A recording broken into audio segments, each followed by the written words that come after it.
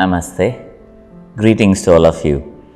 Grandmaster Chava Coxey அவர்களுடைய Achieve the Impossible Lotus Sutraலேருந்து இன்னைக்கான முக்கியமான செய்தி. Giving is a science. Tithing is spiritualized materialism. Giving is a science அப்படின்னு சொல்லியிருக்காங்க.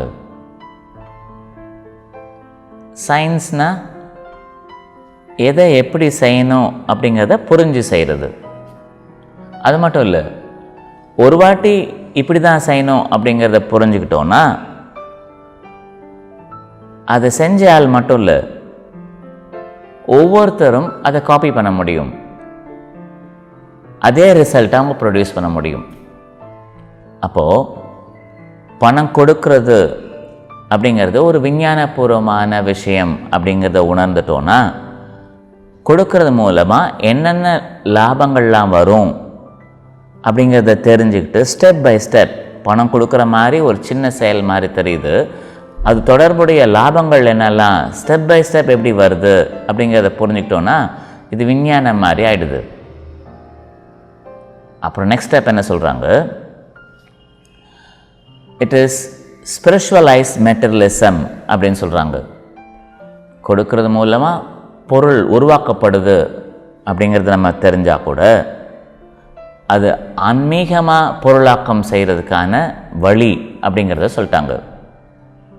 ஆன்மீகமானது ஆத்மா தான் பிறவி எடுத்த நோக்கம் மேலும் முன்னேறணும் அப்படிங்கிறது.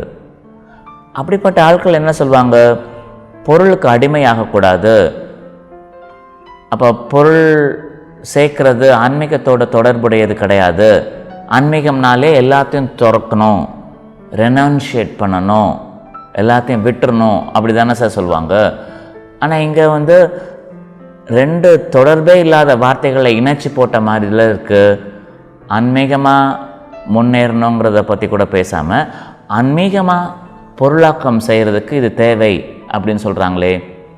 அப்போது பல நாட்களுக்கு முன்னாடி கடலுடைய சக்தி வடிவமாக கண்ணுக்கு தெரியக்கூடிய பொருளாக மாறணும்னா அது செல்வமாக இருக்கும் அப்படின்னு சொன்னாங்க இல்லையா? அதை நம்ம படித்தோம் இல்லையா?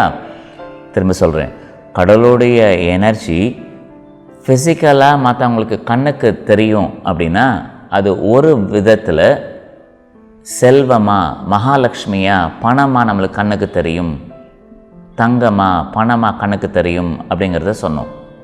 அப்போ ஆன்மீகமாக முன்னேறதுக்கு வளமை ஒரு மிக மிக முக்கியமான எனர்ஜி அப்படிங்கிறத இப்போ தெரிஞ்சுக்கிட்டோம்.